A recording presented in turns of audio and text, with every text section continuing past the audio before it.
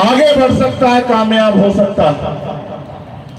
यानी कि जो एक भयंकर अंधेरा हमारी जिंदगी पे था, बाबा साहब अंबेडकर ने अपने 4-4 बच्चों की कुर्बानी देकर उस अंधेरे को छांट दिया और संविधान के रूप में हमें आगे बढ़ने का, स्वाभिमान सम्मान से जीने का रास्ता दिया।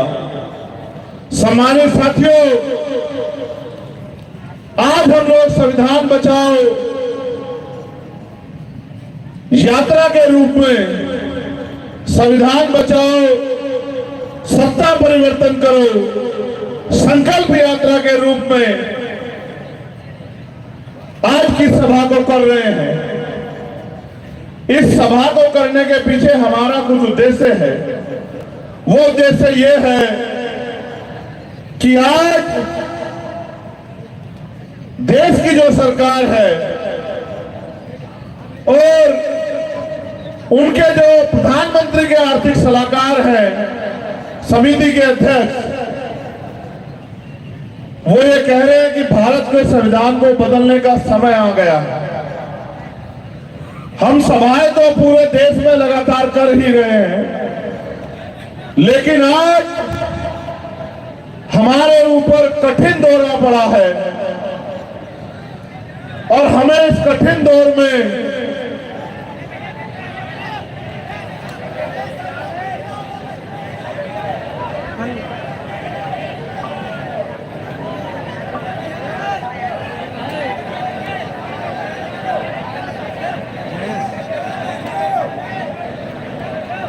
एक सम्मानित छोटे भाई हमारे बीच आए हैं, मगर आप नालायक की कमी कभी थोड़ा ही करोगे। ये समाज ही अपने इस हाल का जिम्मेदार खुद है।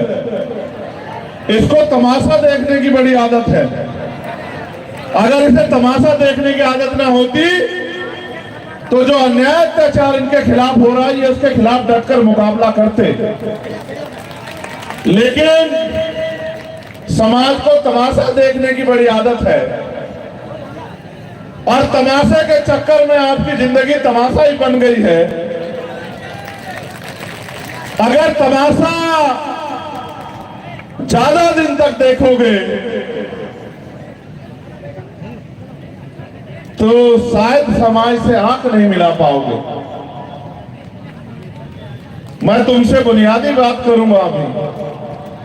मैंने संविधान पे जो खतरा है उस खतरे से आपको वाकिफ कराया कि अगर संविधान नहीं होता तो आपका जीवन कैसा होता। अगर संविधान नहीं होता तो आपके पास क्या अवसर होते, और अगर संविधान नहीं होता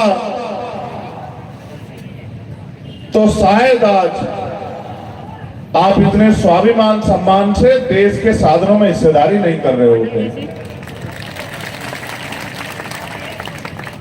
आज उस संविधान को केंद्र की सत्ता में बैठे लोग खत्म कर देना चाहते हैं।